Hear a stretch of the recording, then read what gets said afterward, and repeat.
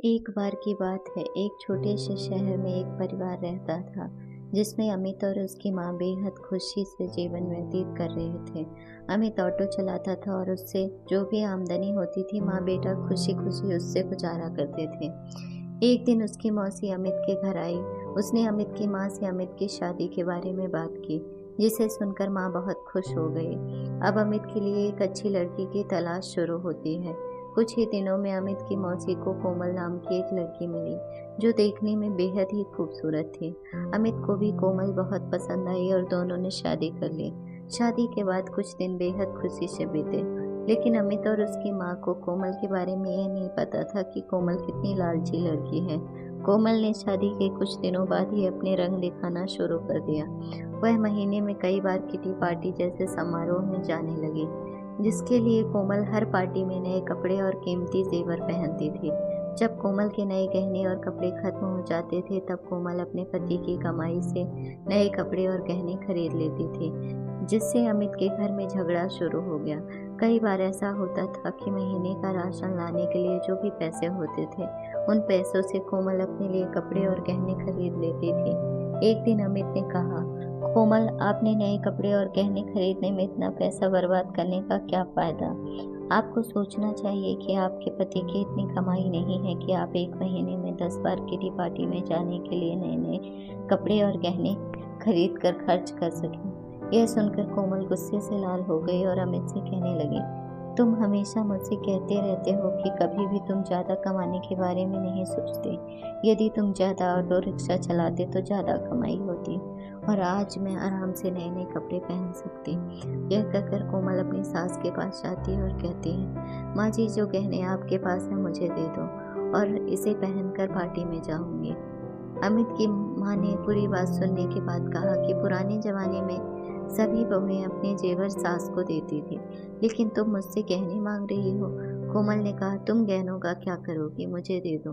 अंत में अमित की माँ ने भी अपने सारे गहने कोमल को दे दिए और कोमल उन गहनों को पहनकर केटी पार्टी में चली गई। इधर कोमल के जाने के कुछ देर बाद ही घर में अमित की मौसी आ गई।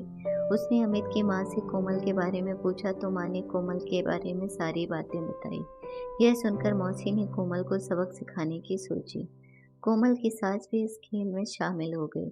अमित की मौसी घर का सारा राशन और सामान अपने घर ले गई और थोड़ी देर में अपने सारे गहने और नए कपड़े ले आई।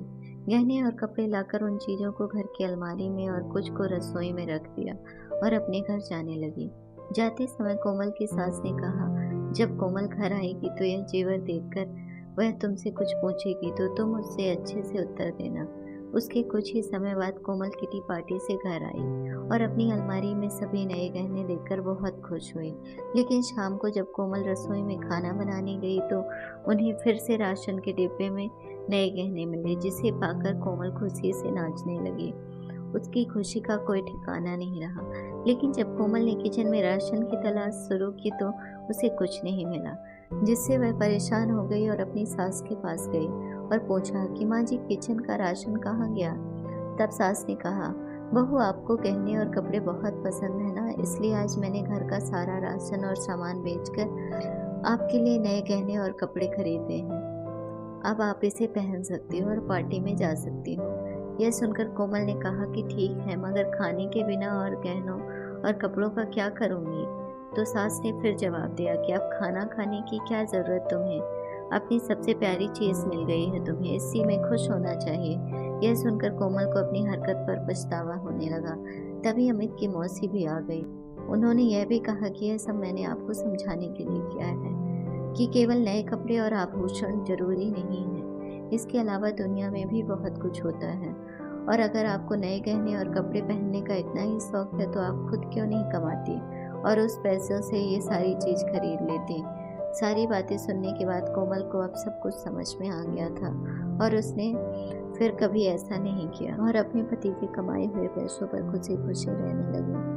दोस्तों, अगर आपको हमारी स्टोरी अच्छी लगी हो तो अपने दोस्तों के साथ भी शेयर कीजिए और कमेंट में ज़रूर बताइए कि कैसी लगी हमारी ये कहानी। और हाँ दोस्तों, चैनल को सब्सक्राइब करना ना भूलें।